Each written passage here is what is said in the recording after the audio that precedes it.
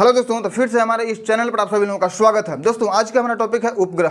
दोस्तों हम इस वीडियो में उपग्रह के बारे में अध्ययन करने वाले हैं। तो चलिए दोस्तों वीडियो को यहाँ पर शुरू करते हैं। तो देखिए दोस्तों, उपग्रह वे आकाशीय पिंड हैं जो अपने अपने ग्रहों की परिक्रमा करते हैं तथा अपने ग्रह के साथ साथ सूर्य की भी परिक्रमा करते हैं। ग्रहों की भांति इनकी भी अपनी चमक नहीं होती है, अतः ये भी दोस्तों सूर्य के प्रकाश से ही प्रकाशित होते हैं। ग्रहों के समान उपग्रहों का भी जो भ्रमण पथ है वो परवलयाकार होता है। बुध और शुक्र का कोई उपग्रह नहीं है। सबसे अधिक उपग्रह शनि ग्रह के हैं। शनि ग्रह के कितने उपग्रह हैं दोस्तों? 146। दोस्तों पृथ्वी का एकमात्र उपग्रह चंद्रमा है। यह दोस्तों सौरमंडल का 5वां सबसे बड़ा उपग्रह है।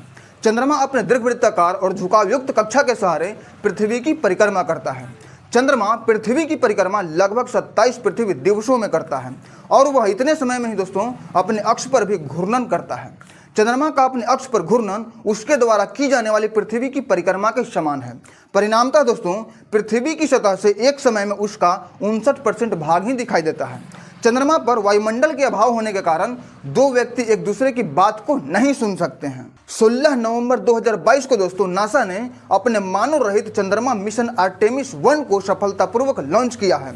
यह मिशन दोस्तों आगामी दशकों में चंद्रमा पर मानव की लंबे समय तक मौजूदगी को संभव बनाने में सहायक होगा। यह बिना चालक दल वाला उड़ान परीक्षण है। आर्टेमिस 1 के बाद दोस्तों वर्ष 2024 में आर्टेमिस 2 और वर्ष 2026 में आर्टेमिस 3 को प्रक्षेपित करने की योजना है। आर्टेमिस मिशन के अंतर्गत दोस्तों नासा पहली बार एक महिला अंतरिक्ष यात्री को चंद्रमा पर भेजने की योजना बना रहा है। अब दोस्तों हम लोग समझते हैं सुपर मून को। तो देखिए दोस्तों, चंद्रमा और पृथ्वी की औसतन दूरी कितनी है? 3,84,000 किलोमीटर। दोस्तों आप इसको नोट कर लीजिए, इसको नोट करना चाहिए दोस्तों, पॉइंट शुड बी नोटेड। चंद्रमा और पृथ्वी की औसतन दूरी कितनी है? 3,84,000 किलोमीटर।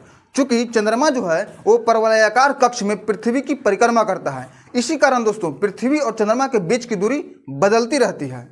दोस्तों सुपरमून वह स्थिति है जब चंद्रमा पृथ्वी के सबसे निकट होता है। इसे पेरिजी फुल मून भी कहा जाता है। इसमें दोस्तों चंद्रमा 14% ज़्यादा बड़ा और 30% अधिक चमकीला दिखाई पड़ता है। एक सामान्य वर्ष में दोस्तों 2 से 4 पूर्ण सुपर मून और एक क्रम में 2 से 4 नए सुपर मून हो सकते हैं। दोस्तों नासा के अनुसार सुपर मून शब्द जो है वो वर्ष 1979 ईस्वी में रिचर्ड नोल द्वारा दिया गया था। दोस्तों आप इसको नोट कर लीजिए, सुपर मून शब्द कब दिया गया था? 1979 ईस्वी में, और किसके द्वारा? रिचर्ड नोल द्वारा। दोस्तों अब हम लोग अध्ययन करते हैं ब्लू मून का। तो देखिए दोस्तों, एक कैलेंडर माह में जब 2 पूर्णिमाएं हो तो दूसरी पूर्णिमा का जो चांद है वो ब्लू मून कहलाता है। इसका नीले रंग से दोस्तों कोई संबंध नहीं है। असल में इसका मुख्य कारण 2 पूर्णिमाओं के बीच के अंतराल का 31 दिनों से कम होता है। ऐसा हर 2-3 वर्ष पर होता है। जब किसी वर्ष विशेष में 2 या अधिक माह ब्लू मून के होते हैं तो उसे ब्लू मून ईयर कहा जाता है। अब दोस्तों हम लोग समझते हैं ब्लड मून को। तो देखिए, लगातार 4 पूर्ण चंद्र ग्रहणों को ब्लड मून की संज्ञा दी गई है और दोस्तों 4 पूर्ण चंद्र ग्रहण को टेट्राड भी कहा जाता है। जब पृथ्वी चंद्रमा पर पूर्ण छाया डालती है तब सूर्य का प्रकाश चंद्रमा तक न पहुंच पाने के कारण पूर्ण चंद्र ग्रहण की स्थिति उत्पन्न होती है। इसमें चंद्रमा का रंग जो है दोस्तों वो लाल हो जाता है, इसलिए दोस्तों इसे ब्लड मून कहा जाता है। पूर्ण चंद्र ग्रहण दुर्लभ परिघटना है।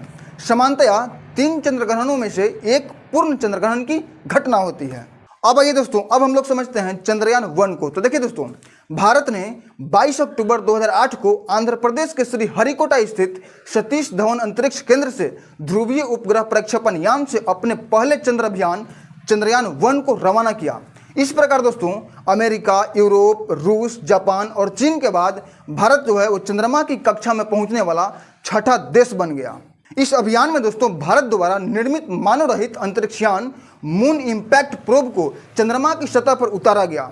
चंद्रयान 1 ने चंद्रमा पर बर्फ के होने की जानकारी दी। दोस्तों आप इसको नोट कर लीजिए, चंद्रयान 1 जो है वो चंद्रमा पर किसकी जानकारी दी? चंद्रमा पर बर्फ के होने की जानकारी दी। इसको आप नोट कर लीजिए, चंद्रयान 1 ने चंद्रमा पर बर्फ के होने की जानकारी दी। अब दोस्तों अब हम लोग समझते हैं चंद्रयान 2 को। तो देखिए दोस्तों, 22 जुलाई 2019 को आंध्र प्रदेश के श्री हरिकोटा स्थित सतीश धवन अंतरिक्ष केंद्र से इसरो ने दोस्तों चंद्रयान 2 का प्रक्षेपण GSLV मार्क 3M1 रॉकेट से किया गया।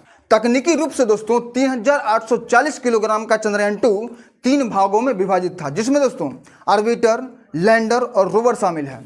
7 सितंबर 2019 को चंद्रमा के दक्षिणी ध्रुव पर पूर्व निर्धारित योजना के अनुरूप उतरने के दौरान दोस्तों निर्धारित गंतव्य से 2.1 किलोमीटर पहले जो है इसरो का लैंडर से संपर्क टूट गया। चंद्रयान 2 चंद्रमा की सतह पर दोस्तों जिस स्थान से टकराया था उसे तिरंगा पॉइंट के नाम से जाना जाता है। आइए दोस्तों अब हम लोग समझते हैं चंद्रयान 3 को। तो देखिए दोस्तों, चंद्रयान 3 को 14 जुलाई 2023 को आंध्र प्रदेश के श्रीहरिकोटा स्थित सतीश धवन अंतरिक्ष केंद्र से प्रमोचित किया गया। चंद्रयान 3 के लैंडर और रोवर पेलोड चंद्रयान 2 मिशन के समान ही है, लेकिन दोस्तों इसमें ऑर्बिटर नहीं है। चंद्रयान 3 को लॉन्च करने के लिए LVM-3 लॉन्चर का उपयोग किया गया। यह चंद्रयान चंद्रमा के दक्षिणी ध्रुव के पास की सतह पर 23 अगस्त 2023 को सफलतापूर्वक उतरा। लैंडर और रोवर का मिशन लाइफ एक चंद्र दिवस का था। इसी के साथ भारत चंद्रमा के दक्षिणी ध्रुव पर अंतरिक्ष यान उतरने वाला पहला और चंद्रमा पर उतरने वाला चौथा देश बन गया। दोस्तों, चंद्रयान 3 का विक्रम लैंडर चंद्रमा की सतह पर जिस स्थान पर उतरा था उसे शिव शक्ति स्थल के नाम से जाना जाएगा। और दोस्तों, चंद्रयान 3 के सॉफ्ट लैंडिंग के दिन को राष्ट्रीय अंतरिक्ष दिवस के रूप में मनाया जाएगा। और वो कौन सा दिन रहेगा दोस्तों? 23 अगस्त को राष्ट्रीय अंतरिक्ष दिवस के रूप में मनाया जाएगा। चंद्रयान 3 ने दोस्तों चंद्रमा की सतह पर सल्फर सहित सूक्ष्म तत्वों की पुष्टि की है। तो दोस्तों, ये जानकारी आप लोगों को कैसा लगा, अच्छा लगा या खराब लगा, कमेंट करके जरूर बताइएगा दोस्तों। तो दोस्तों फिर मिलते हैं एक नए वीडियो में, तब तक के लिए दोस्तों जय हिंद जय भारत।